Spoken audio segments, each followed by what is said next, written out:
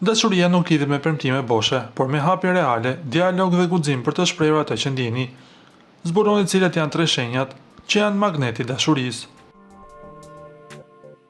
Binjakët janë pa diskutim 2 shenjat më të favorizuara. Kjo është një periudhë që sjell hapje emocionale, komunikim të thellë dhe mundësi për të fituar në planin sentimental. Edhe një takim i rastësishëm mund të marrë kuptim më të madh nga sa pritej. Për çiftet, është koha ideale për të folur hapur, për të thyer bllokime psikologjike dhe për të rikthyer afërsinë.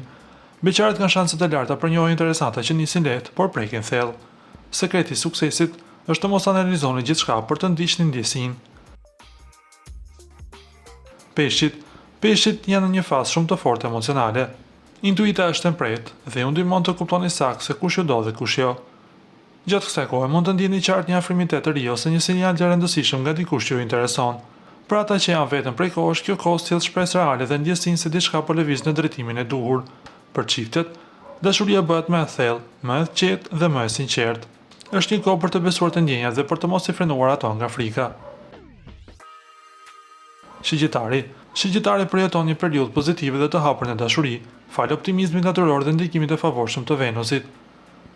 Në këtë periudhë do të ndjeni më të lirë për të shprehur atë që doni dhe për të jetuar ndjenjat pa kufizime. Një flirt, një njohje e re ose një rikthim i papritur mund t'ju japë emocione të bukura.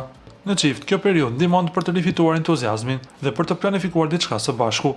Dashuria në këtë periudhë vjen kur guxoni të dilni nga rutina dhe të ndiqni dëshirën për të jetuar më plotësisht.